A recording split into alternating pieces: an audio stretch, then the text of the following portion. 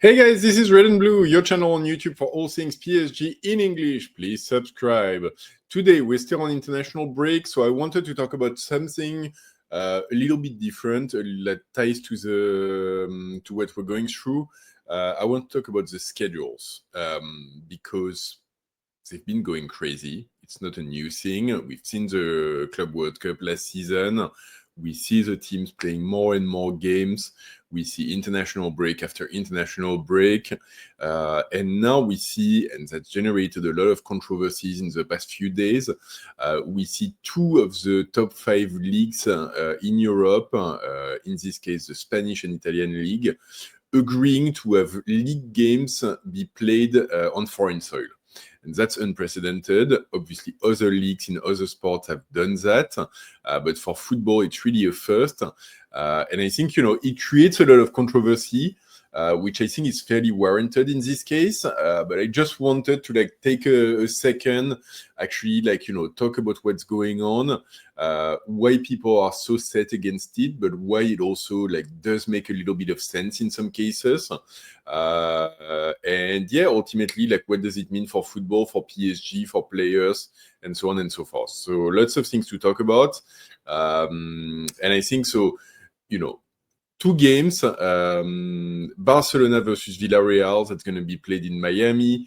I think on the 20th of December of this year. And then AC Milan versus Como, which is going to be played in Perth, Australia, on the 11th of February 2026, so early next year. And yeah, controversy has been flying. There's been a lot of quotes in the media. So starting with Frenkie de Jong of Barcelona, who says, I can understand the club, they'll profit from it, but I wouldn't have decided it myself. It's also unfair, competitively speaking. We will now be playing an away match in a neutral venue, but I don't feel like anyone is listening to us, the players. And he also said, I don't like that we're going to play Barça versus Villarreal in Miami. It's not fair for the competition. We always complain about the match schedules and excessive travel.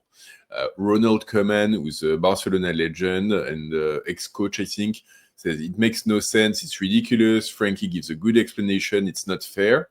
Even Marco van Basten called the move completely ridiculous, cheating, and the bankruptcy of La Liga. And other clubs and other presidents have also come out against. The president of Getafe said it's an aberration, adulteration of the competition. So pretty strong words all around. And in the case of AC Milan, and that's why we've heard a lot about it in French media, is Adrien Rabiot, who, if you remember, left Marseille to go to AC Milan late in the summer. He called the plan totally crazy and absurd, given the travel demands, flying 20 hours each way, for a match between 2 Italian teams in Australia. And it actually provoked an answer from the chief of the Serie A, Luigi De Siervo, who replied, he's right, but Rabiot forgets, like all footballers who earn millions, that they are paid to carry out an activity. He should have respect for the money he earns, complying with the wishes of his employer. So yeah, a lot of back and forth. And I think, in general, everyone in the ecosystem of football has been asked for their position. Obviously, both the Spanish and the Italian league approved for the plans to have the game played abroad. UEFA, who also had to approve, essentially gives them the green light and the go-ahead, but also said that they're fundamentally don't think it's a good idea. They're opposed to domestic league matches being played abroad. And they said that the approvals that they give are exceptional measures, not a new normal, saying that there are gaps in FIFA rules, and that's why they're approving it. But UEFA President Seferin called the decision regrettable. And in general, they said that they're against it, but approving it. UEFA at its best. And then all of the fans and supporters group are obviously very sad against it. They say it sets a dangerous precedent. They say that relocating matches erodes connection between clubs and their communities, undermines the tradition of competition, and alienates local supporters. So yeah, pretty strong words there as well. And even in the media, like The Guardian in the UK, argued that letting domestic matches be relocated marks a sad turning point, handing the reins over to the horses, warning that this could fundamentally change football structure, letting clubs roam wherever money leads. And many critics say this erosion of the local tie is the first crack in football foundation. First crack, sure. And so yeah, in general, like lots of controversy, lots of people coming out against it. Basically, everyone in the ecosystem, from players to federation to like UEFA, to supporters to media and so on. At the same time, why does it make sense? Because like they're still doing it and it's still getting approved. And the obvious reason is for commercial reason, which is pretty clear and pretty transparent. I mean, Barcelona going to play in the city where Messi now plays and all of their former players now play. Yeah, it's pretty transparent that they're just trying to court that fan base. And that, for them, like Barcelona actually missed out on the Club World Cup. So good on them to go make a little bit of money in the US, try to court some local sponsors, try to get a few local fans. And yeah, in the past, it used to be summer tours, and that would be the way that clubs would do these sort of things. Now it's league games, so it's a different ball game, but yeah, it's not entirely new either. And I think the other argument, which personally like I really buy into, and I don't think like a lot of people are actually talking about enough, is that the fan bases for the big clubs are now global. And I'm extremely well placed to recognize this. Like literally, like I'm doing PSG content in English for fans around the world, because there are fans around the world, even for like a team like PSG. And so like big teams like Paris, like Barcelona, like Madrid, like AC Milan, like Bayern Munich, and so on and so forth. Yes, they have fans who are scattered around the world, who are happy to be able to see their teams. And if we make it easier, it's all the best. And like I said, in the past, it'd be summer tours and friendly games, which frankly lack a lot of flavor. And from my perspective, like I've been able to see like some games like this in my part of the world. And honestly, like it's a fraction of what you would see in a competitive game, even in a league game. So yeah, like if there's a little bit more competitive flavor, all the better for it. And ultimately, there's a little bit of hypocrisy, which was actually like called out fairly rapidly, which is like, all of the European cities, they're buzzing and they're super happy when the NBA comes into town and the basketball franchise arrive and play games in Europe. But they don't want to reciprocate and send football clubs in the US or in other parts of the world. And so, you need to be fair. Like, honestly, like if you want and you're enjoying it when other people are coming to you, you also need to reciprocate and go the other way. I think it makes a lot of sense. And finally, and I think that's something that in PSG like has been a subject of debate among the French fan base, which is that more and more for the big clubs, the stadium are filled with tourists anyway. And in Paris, we saw it a lot during the Messi era. We're still seeing it now with a lot of Korean fans who fly in to see Kang-in Lee. And if you go to the UK or if you go to Madrid or Barcelona, honestly, it's even worse. Like it's like almost majority non-local fans. And so at some point, like for those people who are tourists and who travel and get the chance to see their team while they're traveling, all the better. Seeing Real Madrid in Bernabeu, seeing Man United in Old Trafford, seeing Bayern Munich in the Allianz Arena. That's the real experience, and that's really like kind of the pinnacle of what you can hope for as a supporter. But also, like, why not make it a little bit easier on those supporters and like open up the opportunity a little bit? Because there's tons of fans around the world who do not necessarily have the means to travel all the way, who do not have the opportunity for it, or even if they do, like they are come at the wrong time and there's no game, or it's it happens. And so it's important to, I think, like, and that's triggered me a little bit in the quotes that I was reading, is that a lot of them talk about like the community. Yes, but like your community is not just next door, it's around the world now. So yes, like it's about community, just not the community that you're looking at. So yeah, for me, those are like some of the things. Yes, it's fairly transparently commercial. It's about making money. It's about like going after a different market. But at the same time, this is a world we live in, and so like there's definitely reasons for it as well.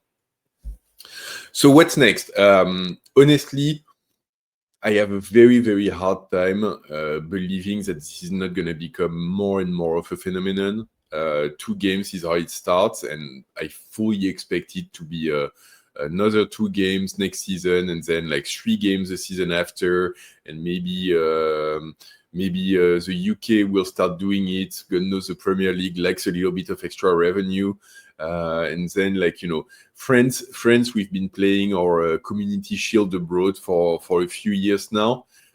Now that game is actually like being held middle of the season. I think it's going to be in January, the PSG Marseille game, and it's set to be played in Kuwait.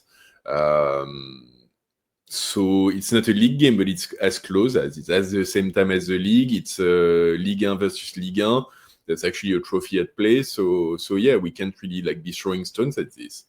And I think, in the end, like the big question marks that remain, and that unfortunately, like we don't seem to be having this conversation and doesn't seem to get started, is that yes, the schedule is getting crazier and crazier, and so there needs to be people sitting at the table together to have it make more sense. We cannot keep having like the top tier team playing 75 games a season, normal team playing 35, and the football ecosystem be completely stretched to both ends, with more and more and more money and opportunities going to the top team, and less and less and less going to the others. It's just how the system breaks in the long term. And that's just like, the commercial and institutional element of it. Then for the players, because that is a big issue as well. We've seen it, and God knows we've seen it in PSG. We did the Club World Cup, and surely we benefited from it. We got a lot of money from it. We got a lot of exposure from it. But as a result, our players didn't get a summer break, didn't get a preseason, and now we're getting injury after injury after injury. So the choices that we make in terms of the schedules, they have a real impact in terms of the players and in terms of the subsequent quality of the games and the competitions. So we can't just keep adding games, keep adding traveling, keep adding international breaks, and just like think that everything is going to work out fine in the end. We need to make sure that there's alignment in terms of what are the things that we can do, how to organize them in a way that makes sense, and also like how to set boundaries so that we don't push too hard on the player and on the systems. The AC Milan Como game, for example, it's like, to me, absolutely bonkers. Like they are going to go from Italy to Perth, Australia. So literally halfway across the world, beginning of Feb, when like they're going to be playing games, they might have like a few days break on each side, but still, and like, yes, players are going to travel in private jets with all comfort and so on, but still, like, it's halfway around the world, it's big travels, it's big travel time, it's jet lag, it's weird on the bodies and the muscles and so on. And just, yeah, it's just a strange decision. The way they justify it is saying that San Siro is occupied anyway because there's the opening ceremony of the Winter Olympics. Yeah, but like you could play somewhere else in Europe, The Inter Miami, the Barcelona game in Miami makes a little bit more sense to me. It's not as far, it's more manageable, and I think it comes as like that last game before Christmas break, so with a little bit more time out of it. Yes, it's not ideal, but yeah, it makes a little bit more sense, honestly. But so yeah, and at the same time, and that's the last thing I want to end on. We keep talking about as well about international breaks, and frankly, like I'm so tired of like already we're on the second one in the season, and there's going to be a third one in November. So there's one in September, one in October, one in November. You know, no one talks about it, but a player like Kangin Lee, that's 3 trips he's making between France and South Korea. A player like Pacho, he was in Ecuador last month. Now he's going to be in the US, and next month he's back in South America. Same for Brazilian players. They were in Brazil and all over South America last month. Now they're actually going into South Korea and Japan. Like it doesn't make any sense. So we need to come up with a better way of working so that all of those trips and travels don't keep accumulating at the risk of impacting the fitness of the players. So yeah, big question marks, big debates. I think for me personally, like I kind of understand both sides. Honestly, like I do want football to be global, and I do want like the fans around the world to have the chance to experience it. So I lean a little bit in favor, honestly, but it's just like we cannot do it with the way schedules are currently set, and with like no sense of what you can do and what you cannot do. Playing like a random game in the US on the East Coast when you've got like a week off before and after, fine. Going all the way to Australia in the middle of the season when you've got like 4 days before, 4 days after to play, like not even in the capital or like in a big city, but like in a second tier city. Yeah, come on, like that's really like does not make as much sense. And how do we better organize the overall schedules, international breaks, and so on to limit all of that? So anyway, players are overbooked. I think it's the question mark is off. So let me know what you think in the comments. What's your opinion of it? I'm very curious with this international fans community that I have on the channel. How do you guys feel about this? Let me know in the comment. Please like the video if you've made it so far. And as always, like do subscribe to the channel if you haven't yet. And don't forget, traveling or not, ici c'est Paris!